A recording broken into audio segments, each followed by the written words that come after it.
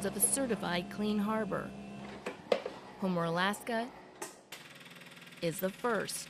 If there's one thing that I'm most proud of Homer for was to take the challenge and to help develop the program. Hawkins is talking about the Alaska Clean Harbors program.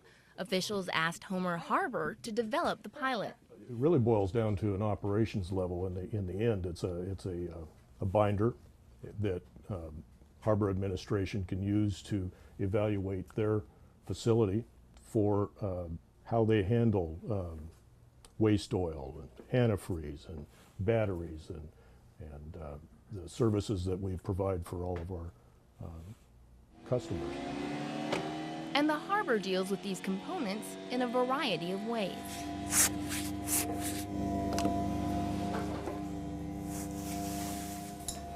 The City of Homer provides receptacles for all of that waste material, and we process it here.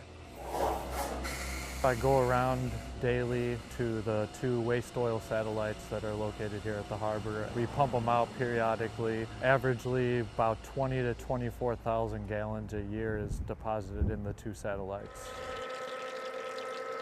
Once we collect the oil and filters and absorbents, we bring them to this building to wring them out and prepare them for shipping up the road. Another proactive step, protocols for derelict and abandoned vessels, a problem officials say many harbors face.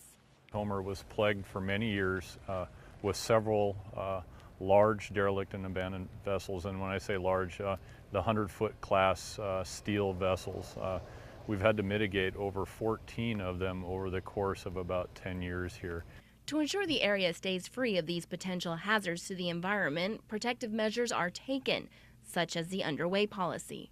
And that requires vessels utilizing this harbor to maintain a seaworthy status, and in so they must demonstrate their seaworthiness by departing the harbor under their own power for a minimum of 2 separate times per year for a minimum of 24 hours.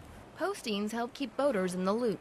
The reality of it is most of the signage that you see is a reflection of a multi-year project between a very diverse set of economic and governmental entities. And it didn't happen overnight. It took about 2 years to cultivate. So the way that the Clean Harbor certification works is that we work with the harbor facility, we work with staff to go through this best management practices checklist. Divided into sections, it deals with a variety of issues. Petroleum products management, solid waste management, vessel operation and harbor management, sewage and gray water. So it's dealing with all of these different components. This captain says word of mouth also helps the process. We like to think of it as a self-governing industry, and anybody that's worth anything, pays attention to that, and we look out for each other.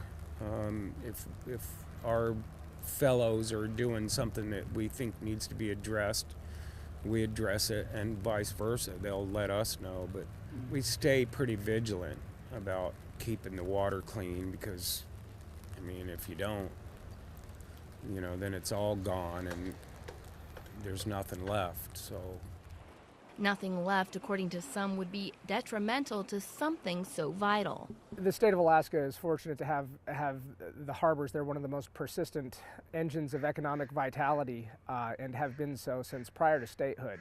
However, it's very important to make sure that these areas of bustling vitality are managed well. Harbors are tremendously important for Alaskan coastal communities. These really are a bit of infrastructure, a place that ties most of the community members together. In the end, Hawkins says Alaska's harbors are linked together by the fleet of vessels moving from port to port every season. Our role in the whole process was to make sure that what was in that book, what was in the plan, was usable and not something that would be unachievable by all harbors, because the goal is to take it statewide. The process has been a huge group effort between many, and today we've barely scratched the surface. There was a lot of work to do there, and to get the Association of Harbor Masters to step up and say, wow, that's that's a good program. We can support that. I want to take that to my harbor. I'm very proud of that. I think that was a good piece of work. A good piece of work officials hope will benefit harbors for years to come. It's up to us to say, you know, this is how we do things here. So enjoy it so somebody else can enjoy it later on too. Natalie Travis, your Alaska Link.